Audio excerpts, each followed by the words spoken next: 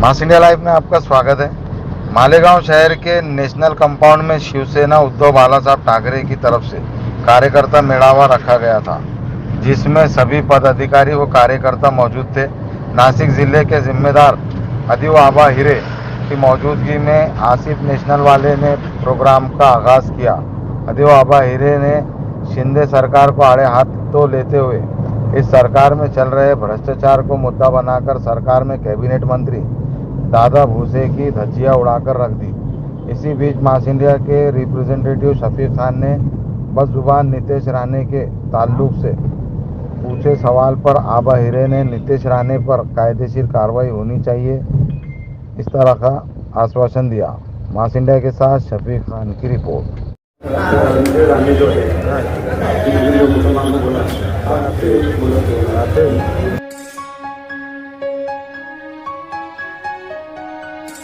नीतीश राणे ने जो कहा है उसके बारे में उद्धव ठाकरे साहब बोल चुके हैं। आप बोलो। और मैं उस बात का खंडन करता हूं, उसका निषेध करता हूं। सिर्फ मुसलमान के बारे में नहीं, किसी भी मजहब के बारे में, किसी भी, चाहे वो क्रिश्चियन हो चाहे वो हिंदू हो, किसी भी मजहब के बारे में किसी को इस तरीके से बोलने का हक नहीं है। अगर छोटे से मामले में मैं कांग्रेस पार्टी का जो चुनाव चल रहा था मध्य प्रदेश में, उसमें प्रचार कर रहा था, और आप भोपाल तक महाराष्ट्र की पुलिस आई और भोपाल से 600 किलोमीटर मुझे यहाँ खिसक के लाई, तो नीतीश राणे तो महाराष्ट्र में है, उसको अभी तक अटक क्यों नहीं हुई, उसको जेल में क्यों नहीं डाला गया?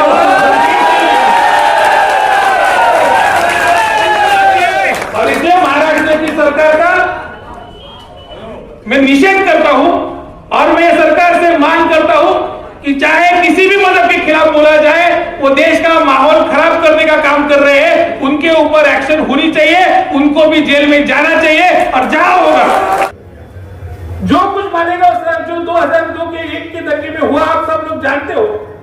ये सब लूटने वाले लोग थे, लोगों की दुकानें तोड़ी जा रही थी, लोगों की दुकानों से माल चुरा के लिया जा रहा था और ये आदमी उनको सपोर्ट कर रहा था, सब चोरों को, उचकों को, दंगेखोरों को। और फिर जब इनके ऊपर केस बनी, ये कुछ जेल में गए। और क्यों गए? क्योंकि मुसलमान का कत्ल इन्होंने किया, ऐसा 302 का आरोप इनके ऊपर लगा। और 302 में मुसलमानों को मार के जो आदमी विधायक बना, जिस आदमी ने मेरे वालिद को हराया, उस कातिल को आप फिर से मालेगांव की सत्ता देना चाहते हो क्या? कि आपको सोचना पड़ेगा। ये मंत्री साहब जो है, इनकी असलियत आपने जानी होगी। तो 20 साल पहले जब ये विधायक बने, तो इनके पास मारुति 800 वो जो गाड़ी होती है, वो भी सेकेंड हैंड थी, वो भी चालू नहीं होती थी, 2 लोगों को धक्का देना पड़ता था फिर गाड़ी चलती थी। जिसके पास खुद का मकान नहीं था, जिसके पास खुद की गाड़ी नहीं थी, ऐसी वाली हालत वाले आदमी को लोगों ने विधायक बनाया। आज उनकी प्रॉपर्टी इतनी है कि आप गिन नहीं पाओगे, हजारों करोड़ों में जाए। एक घोटाले उनके इतने बड़े हैं, इतना पैसा कमाया जा रहा है, इतने बड़ी बड़ी गाड़ियां, इतने बड़े बड़े बंगले, इतने बड़े बड़े इनके सब उद्योग चल रहे हैं हिंदुस्तान के बाहर भी। अभी आपका जो कमिश्नर था गोसावी साहब के ऊपर 100 करोड़ रुपए के भ्रष्टाचार की केस हुई और वो हिंदुस्तान छोड़ के दुबई भाग गए। उन्होंने पहले से वहां मकान लेके रखा था, पहले से वहां उनका धंधा चल रहा था, पहले से सब सेट था, सरकार उनको पकड़ नहीं पाई। और यकीन से कहता हूं, एक बार इस मंत्री को हराओ, ये भी दुबई भाग जाएगा, हिंदुस्तान में आपको मिलने वाला है। किसी का तबादला नहीं हो सकता। पाएंगे कि हम एक साथ हैं, हम ताकत से लड़ेंगे। सिर्फ मालेगांव आउटर के लिए मैं आपके पास नहीं आया हूं, मैं मालेगांव इधर के लिए भी आपके पास आया हूं। जो भी उम्मीदवार महाविकास आघाड़ी का होगा, महागठबंधन का होगा, उसके साथ हम पूरी ताकत से खड़े रहेंगे। और हमको महाराष्ट्र में 200 से ज्यादा सीटें महागठबंधन की आनी चाहिए, उसके लिए काम करना है। आप सब जानते हो, आप सब लोगों ने YouTube देखा है, आप सब लोगों ने वो WhatsApp पे वीडियो देखे हैं। जब कोविड की लहर सारे हिंदुस्तान को तबाह कर रही थी, सारी दुनिया को तबाह कर रही थी, उस वक्त में उत्तर प्रदेश और बिहार जैसे जो राज्य है, जो स्टेट्स है, आप सबकी तो काफी लोगों की वहां रिश्तेदारी भी है, काफी ताल्लुकात है। आपने देखा कि वहां इतनी तादाद में लोग मर रहे थे कि उनको दफनाने के लिए जगह नहीं मिल रही थी। नदियों में या कई जगहों पे लाशों को फेंक दिया जा रहा था और नदियों में तैरती हुई लाशें हमने देखी है, गंगा में तैरती हुई लाशें हमने देखी है। महाराष्ट्र ऐसा स्टेट है कि इस महाराष्ट्र में सबसे ज्यादा बाहरी मुल्कों से लोग आते हैं। महाराष्ट्र ऐसा स्टेट है जिसमें सबसे ज्यादा बाहरी स्टेट से लोग आते हैं। महाराष्ट्र मेट्रोपॉलिटन है, हमारे यहाँ सब तरह के लोग यहाँ काम करने को आते हैं और इसमें सबसे ज्यादा कोविड में किसी राज्य को धोखा था तो महाराष्ट्र को था। और सबसे ज्यादा जब कोविड महाराष्ट्र में फैल रहा था तब सबसे कम लोग अगर कहीं मरे होंगे तो महाराष्ट्र में मरे। और ये क्यों हुआ, ये आपको समझना चाहिए। ये हुआ क्योंकि उद्धव ठाकरे साहब जैसा एक काबिल नेता, एक काबिल शख्स इस महाराष्ट्र का मुख्यमंत्री। उद्धव ठाकरे साहब ने मेरा परिवार मेरी जिम्मेदारी ये भूमिका हमको दी, हमको सबको महाराष्ट्र को अपना परिवार समझा और परिवार समझ के उन्होंने जो इंतजाम हमारे लिए किए, जो सारे राहत के कार्य हमारे लिए किए, उसकी वजह से आप और मैं अगर आज जिंदा है तो मैं समझता हूं कि उद्धव ठाकरे साहब की वजह से जिंदा है। और वो जो लोकप्रियता, वो जो आप सबका प्यार, जो आप सबकी मोहब्बत उद्धव ठाकरे साहब को मिल रही थी, उससे बीजेपी वाले समझ चुके थे कि उद्धव ठाकरे साहब अगर मुख्यमंत्री बने रहे तो आने वाले समय में भी महाराष्ट्र में सिर्फ शिवसेना रहेगी, बाकी कोई पार्टी का नाम निशान नहीं रहेगा और इसलिए इसको हटाना जरूरी है। और कोई 50-50 करोड़ रुपया देकर इन गद्दारों को खरीदा गया। जैसे जुम्मे के दिन हमारे मार्केट कमेटी में भेड़ बकरियों की, भैंसों की जैसे नीलामी होती है, वैसे विधायक की खरीद फरोख्त महाराष्ट्र में हुई और उसमें हमारे मालेगांव का एक बकरा भी 50 करोड़ को बेचा।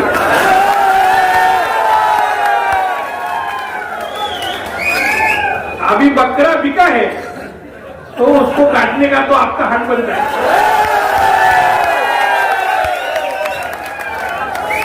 लेकिन थोड़ा सबर करिए, हमारी नवरात्रि चालू है। आसिफ भाई चाहते थे कि आज बकरे कटे, लेकिन मैं उनको बोला नहीं, गलत संदेश जाएगा। नवरात्रि चल रही है, दशहरे तक रुकिए, दशहरे के बाद चुनाव लगेगा। चुनाव के टाइम हमारी जो भगवती माता है वो अपने हाथ से ही बकरा काटेगी।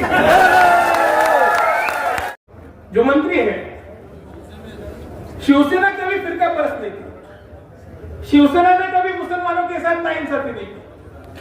बाला साहब ठाकरे ने जब पहली बार महाराष्ट्र में सरकार आई 1995 में, तो शिवसेना से सबसे पहले कहा कि मुझे एक मुसलमान मंत्री होना ही चाहिए और उन्होंने मंत्रिमंडल में उनको स्थान दिया।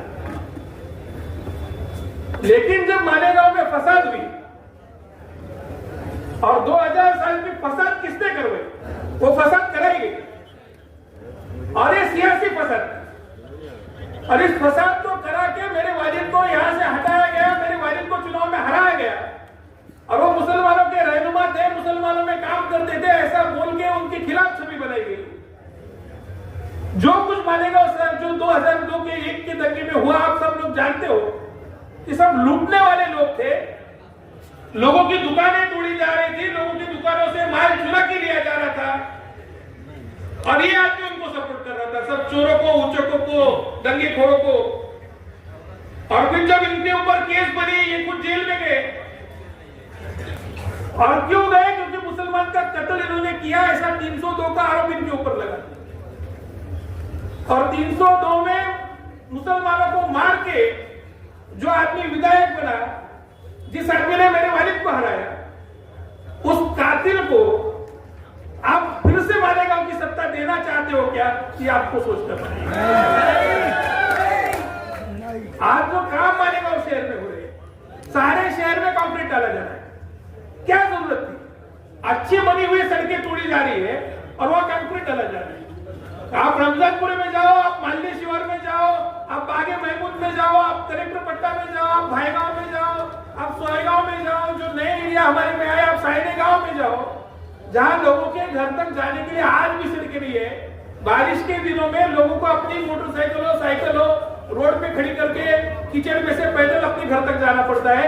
वहां हम नहीं कर रहे। जहां दिख रहा है, जहां बड़ी सड़कें अच्छी थी, वो हम पैसा डाल रहे हैं। और वहां क्यों डाल रहे हैं? क्योंकि आरएमसी का जो कंक्रीट का कारखाना होता है वो मंत्री साहब का है और उनको खुद को उनके कारखाने का कंक्रीट डालना था, इसलिए रस्ते डामर की नहीं चलेगी, वो कंक्रीट की बनेगी, ऐसी सोच उन्होंने लाई।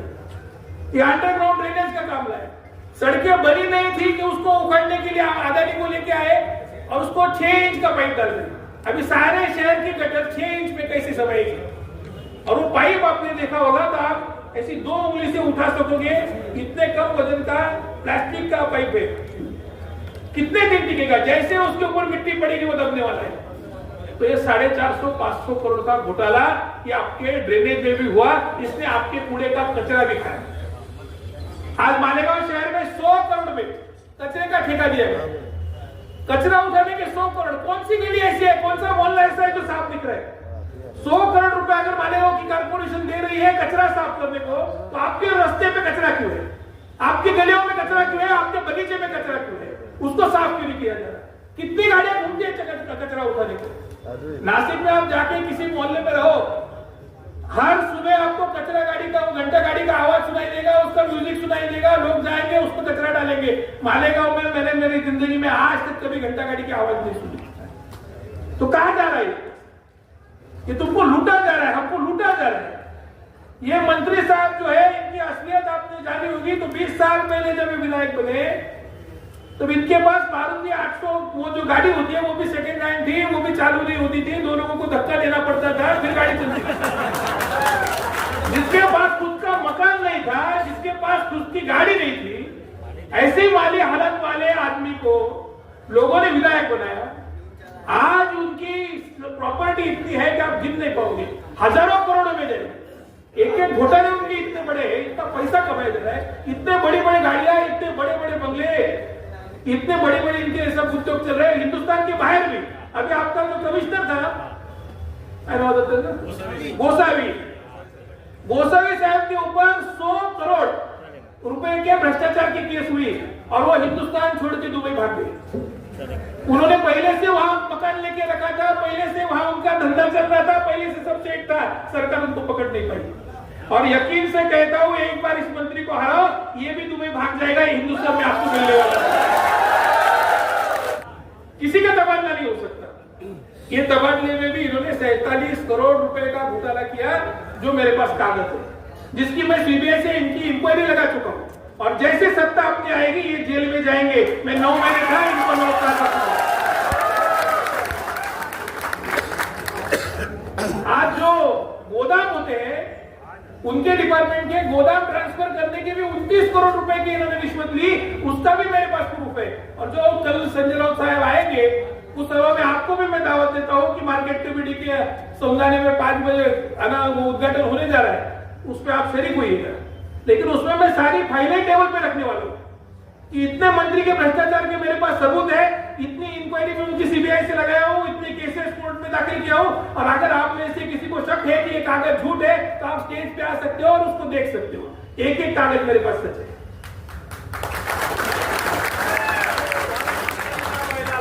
तो जितनी लूट उन्होंने अपनी की है, और उन उद्धव ठाकरे साहब को जिस बेइज्जती से तुमने हटाया है, उतनी ही इज्जत के साथ हमको फिर महाराष्ट्र के तख्त पे उनको बिठाना है। ये कदम खाने के लिए हमको लड़ना है। अगुवाई है को एमएलए बनाने के लिए आप वोट मत दो। मालेगांव शहर में जिसको भी वोट देना है उसको एमएलए बनाने के लिए वोट मत दो, लेकिन उद्धव ठाकरे साहब को महाराष्ट्र के तख्त पे बिठाने के लिए वोट दो। ये ऐलान आप सबको करने के लिए। काफी सारे मुद्दे हैं, जब से चुनाव आएगा सब पे बात होगी। मुझे सीए भी बात करनी है, मुझे एनआरसी पे भी बात करनी है, मुझे तुम्हारे वक्त पे भी बात करनी है, लेकिन वो अभी वक्त नहीं। आज ही सारी बातें कर दूंगा तो आगे कहने को कुछ नहीं रहेगा। तो जैसे जैसे वक्त आएगा सारे मुद्दों पे, सारे मसलों पे हम बात करेंगे। लेकिन आपको सोचना है, आपकी तरक्की किसने की है, किसने आपको पढ़ाया है, किसने आपके बच्चे को रोटी रोजी से लगाया है, कौन आपके साथ ईमानदारी से काम करता है, कौन आपके गांव को ईमानदारी के साथ आगे ले जा सकता है। और ये सोच के, और जो भाईचारा हमारे साथ है, जो अमन हमारे साथ है, उसको सोच के हमको आगे जाना है। आज बांग्लादेश में कुछ हुआ और बांग्लादेश में हिंदुओं पे अगर अत्याचार हुआ होगा तो बांग्लादेश में उसके ऊपर मोर्चे जरूर निकलने चाहिए, आंदोलन जरूर होना चाहिए। लेकिन ये हिंदुस्तान है, यहाँ बांग्लादेश में क्या हुआ उसके लिए हमको नाटक करने की जरूरत है। लेकिन यहाँ वहां नॉर्थ ईस्ट में, मिजोरम में क्या हुआ वो हम सबने देखा। फिर मिजोरम में हिंदुस्तान के लोग खामोश क्यों? मिजोरम के ऊपर भाजपा के लोग खामोश क्यों? मणिपुर में सब लोग खामोश क्यों? भारत का प्रधानमंत्री मणिपुर क्यों नहीं गया? मणिपुर में लोग आपस में लड़ रहे थे, मर रहे थे, 2 गांवों में दंगे हो रहे थे, सारा मणिपुर जल रहा था, लेकिन महाराष्ट्र राहुल गांधी वहां पहुंचे, लेकिन शबरा शिवसेना का डेलीगेशन भी वहां पहुंचा, लेकिन हिंदुस्तान का प्रधानमंत्री मणिपुर क्यों नहीं पहुंचा, ये मुझे पूछना है।